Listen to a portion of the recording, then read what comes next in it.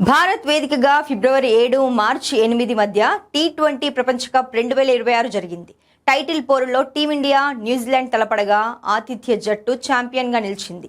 సూర్యకుమార్ యాదవ్ సారథ్యంలో భారత్ ట్రోఫీని ముద్దాడింది. ఈ mega tourney ముగిసిన దాదాపు నెలన్నర తర్వాత సంచలన విషయం వెలుగులోకి వచ్చింది.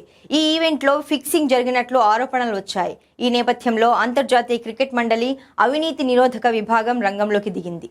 గ్రూప్ డి మ్యాచ్లో భాగంగా న్యూజిలాండ్ కెనడా మధ్య జరిగిన పోరుపై ఫిక్సింగ్ ఆరోపణలు వచ్చిన నేపథ్యంలో విచారణకు ఆదేశించింది. టీ20 ప్రపంచ కప్ 2026లో New Zealand, Afghanistan, United Arab Emirates తో కలిపి కెనడాను గ్రూప్ డిలో వేశారు. ఈ క్రమంలో న్యూజిలాండ్ తో మ్యాచ్ సందర్భంగా కెనడా అసాధారణ ప్రదర్శన కనబర్చింది.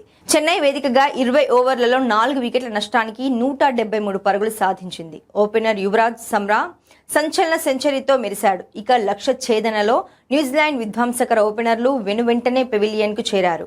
ఇలాంటి తరుణంలో Canada captain Dilpreet Bajwa power ప్లేలో భాగంగా 5వ ఓవర్లో బౌలింగ్ కు వచ్చాడు. నిజానికి దిల్ప్రీత్ రెగ్యులర్ బౌలర్ కాదు. అలాంటిది అతడు బౌలింగ్ కు రావడమే కాకుండా 2 ఓవర్లు బౌల్ చేశాడు. మొత్తంగా 26 పరుగులు ఇచ్చుకొని వికెట్ తీయలేకపోయాడు. బ్యాటింగ్లోనూ అతడు తేలిపోయాడు. 39 బంతుల్లో 36 పరుగులే చేశాడు. ఈ నేపథ్యంలో దిల్ప్రీత్ వ్యవహార శైలిపై అనుమానాలు రేకెత్తాయి. పటిష్ట న్యూజిలాండ్పై గెలిచి సరికొత్త చరిత్ర సృష్టించే క్రమంలో మెరుగైన స్థానంలో ఉన్న కెనడా ఆఖరికి ఓటమి పాలైంది. ఇందుకు దిల్ప్రీత్ కారణమనే ఆరోపణలు రాగా ఐసీసీ అవినీతి నిరోధక విభాగం విచారణకు ఆదేశించింది. ది ఫిఫ్త్ స్టేట్ అనే కెనడా ఇన్వెస్టిగేటివ్ డాక్యుమెంటరీ ప్రోగ్రాంలో భాగంగా ఇటీవల అవినీతి నేరం క్రికెట్ అనే డాక్యుమెంటరీ విడుదల చేసింది. ఇందులో కెనడా క్రికెటర్లు దేశీయ, అంతర్జాతీయ స్థాయిలో అవినీతికి పాల్పడుతున్నారని ఆరోపించింది.